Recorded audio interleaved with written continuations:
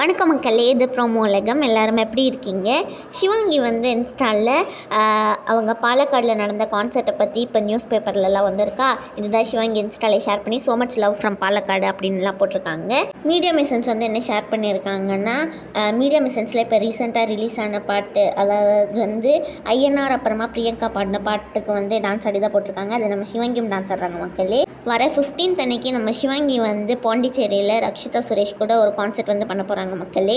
அதுக்கப்புறமா சிவாங்கி வந்து உங்கள் எல்லாருக்கும் எந்த லவ் சாங் வந்து ரொம்ப பிடிக்கும்னு கேட்டிருக்காங்க.